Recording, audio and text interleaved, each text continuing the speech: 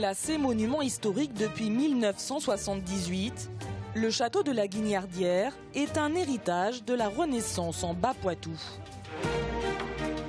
Ce château fut bâti en 1554 par Jean Girard, panetier du roi Henri II. Donc c'était lui qui goûtait les plats du roi avant que le roi ne dîne, ne déjeune. Donc c'était quand même une fonction risquée, ce qui lui a permis d'amasser une fortune certaine pour se faire construire la bâtisse que l'on a derrière nous. Or, 10 ans après le début de la construction, Jean Girard, alors catholique, se fait assassiner par un protestant, donc précisément au début des guerres de religion. Voilà pourquoi le château n'a jamais été terminé.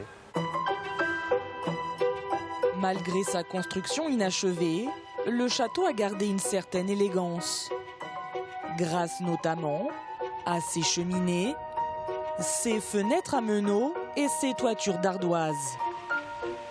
Aujourd'hui, ce château abrite en son jardin un terrain de jeu pour les enfants. Tricheur! Depuis 15 ans, il propose des parcours d'énigmes historiques. Eh ben c'est parti alors. Allez, on y va. Direction. Allez, go.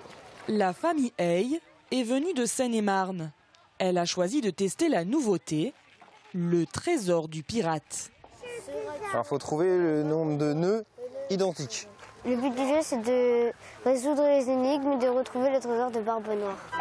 Là-bas, il part en pointe et là, il a arrondi. C'est plutôt sympa.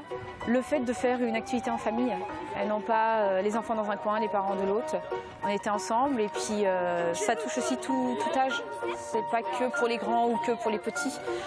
Il y a des choses assez difficiles quand même. Donc heureusement que les parents sont là. Un peu plus loin, dans l'autre parcours proposé au sein du parc, les enfants sont invités cette fois-ci à la découverte des dinosaures. Ça, c'est le T-Rex, je crois. On ne sait pas encore. Ici, on teste les connaissances de toute la famille. Ce parcours, comme l'ensemble des activités proposées au parc, est accessible en plusieurs langues. Ce groupe est par exemple venu d'Irlande. C'est marqué en anglais, donc on peut voir et les enfants peuvent lire. C'est assez court pour qu'ils comprennent, donc c'est très bien. Les dinosaures pour les enfants, c'est supérieur parce qu'ils peuvent lire ce qui s'est passé dans le passé et voir tous les dinosaures aussi. Donc c'est fascinant pour eux. Chaque année, le château des Aventuriers reçoit en moyenne 70 000 visiteurs, dont un tiers de touristes étrangers.